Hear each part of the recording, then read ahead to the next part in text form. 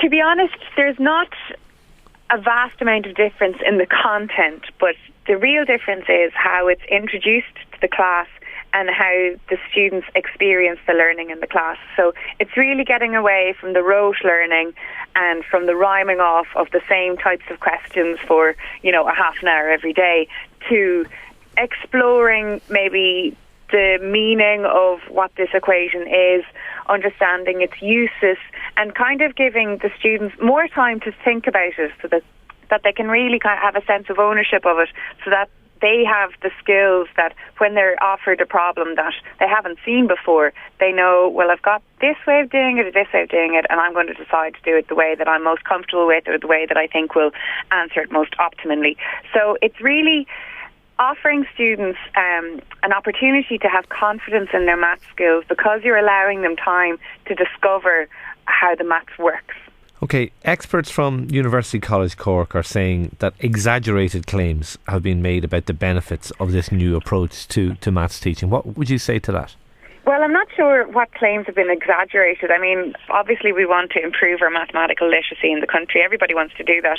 And it's important that we're positive about our maths education. So I'm not sure if the claims are exaggerated, but I do, on the other hand, understand their fears. They've said in the article that there are inadequately trained teachers, and that they question how well some school leavers will be to take on third level maths.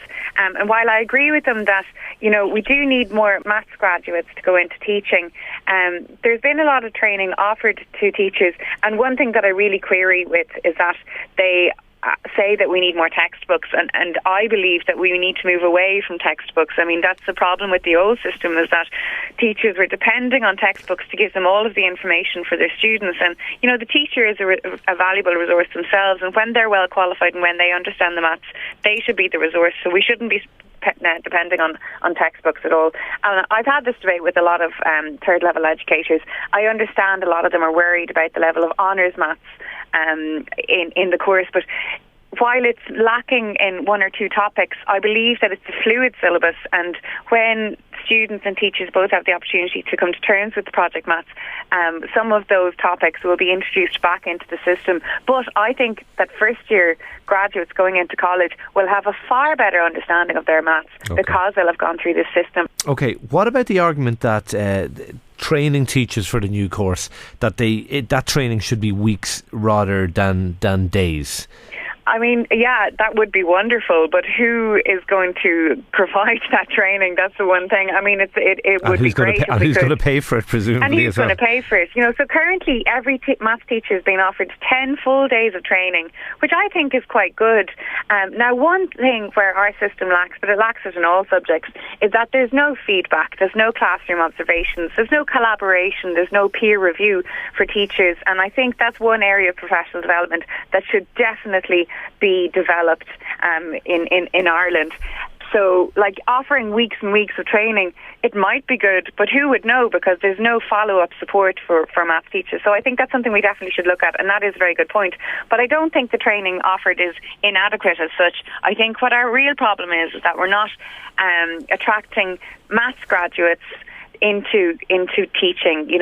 There's a lot of people there who are very good graduates and will have very high skills, but they may not have core maths content for 3 and 4 years of a Bachelor of Science degree. And to me, that's what you really need to be able to engage fully with the syllabus. And generally, a lot of concern about the lack of numbers doing honours maths. Do we have a problem with low standards of numeracy and even of maths education in this country, do you think? Yeah, I mean, there's plenty of research to say that we really need to improve our numeracy and our maths literacy.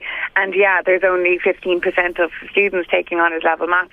It's something that's kind of deeply cultural and deep in the Irish psyche, that honours maths is untouchable and it's too complicated and it's not worth the time and hassle.